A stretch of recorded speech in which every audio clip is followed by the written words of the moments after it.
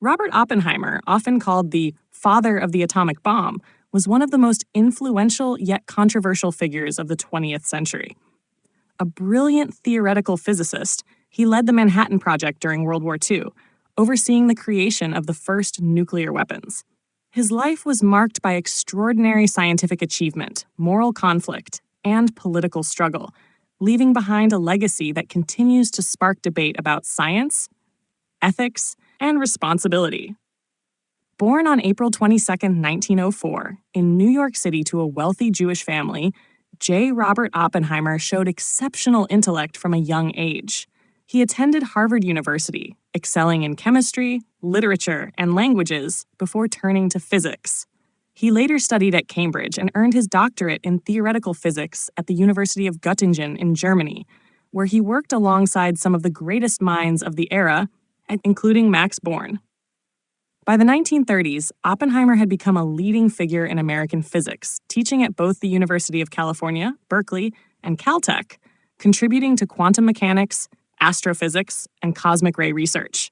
His career took a dramatic turn with the outbreak of World War II. In 1942, Oppenheimer was appointed scientific director of the Manhattan Project, the top-secret U.S. effort to develop an atomic bomb before Nazi Germany. Under his leadership, the laboratory at Los Alamos, New Mexico, brought together the brightest scientific minds of the time, including Enrico Fermi, Richard Feynman, and Niels Bohr.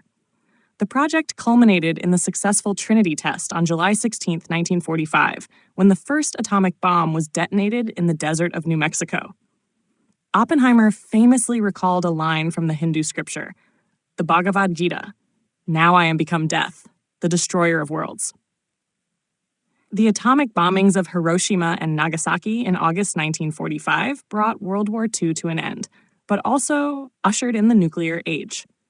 While Oppenheimer initially supported the development of nuclear weapons, he later expressed deep reservations about their use and the growing arms race with the Soviet Union.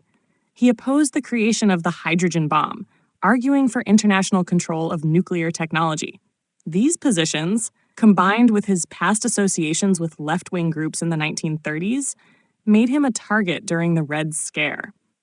In 1954, Oppenheimer's security clearance was revoked after highly publicized hearings by the U.S. Atomic Energy Commission. Though not accused of espionage, he was portrayed as a security risk, effectively ending his role in government policy.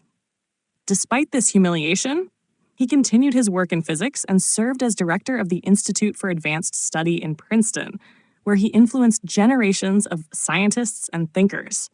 Later in life, Oppenheimer became a public intellectual, reflecting on science, philosophy, and the moral dilemmas faced by scientists.